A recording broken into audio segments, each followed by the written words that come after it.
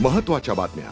प्रायोजक पुष्कराज रागी डिलाइट्स, महाराष्ट्राचं लाडकं आणि नंबर 1 नाचणी सत्व.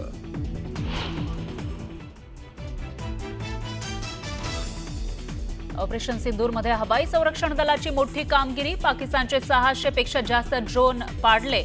भारताच्या 1000 पेक्षा अधिक तोफा, 750 शॉर्ट रेंज मिसाईलचा दणका.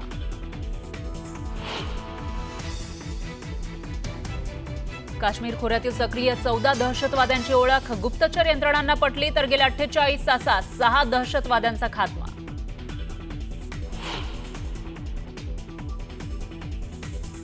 पंतप्रधान मोदींच्या निवासस्थानी महत्वाची बैठक. गृहमंत्री अमित शहा, एनएसए अजित डोवाल यांची मोदींसोबत चर्चा.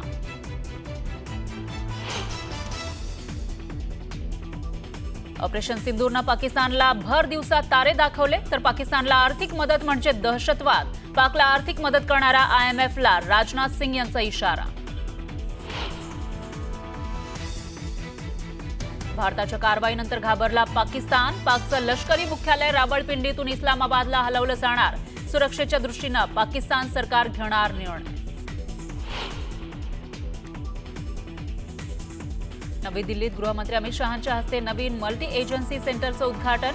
ऑपरेशन सिंदूर हे मोदींच्या प्रबळ इच्छाशक्तीसह तिन्ही सैन्याच्या अतुलनीय प्रहार क्षमतेचं हे प्रतीक असल्याचं केलं विधान. यूपीए काळामध्ये शरद पवारांमुळे मोदींची अटक टळली, तर खून प्रकरणात अमित शहांना बाळासाहेबांनी वाचवलं.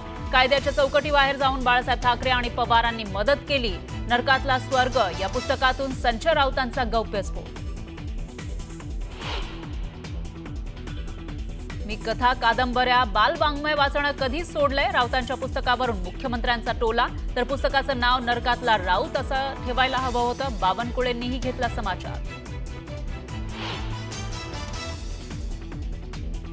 मंत्री जयकुमार गोरे बदनामी आणि खंडणी प्रकरणी रामराजे नाईक निंबाळकरांची चौकशी.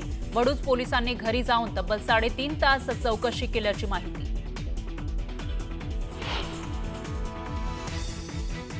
छत्रपती संभाजीनगरमध्ये शिवसेना युबीटीचा हंडा मोर्चा. पाण्यासाठी हंडा डोक्यावर घेऊन महिलांचा आंदोलनात सहभाग. सरकारच्या विरोधात जोरदार घोषणाबाजी. आणि वानखेडे स्टेडियममधील स्टँडला शरद पवारांचं नाव.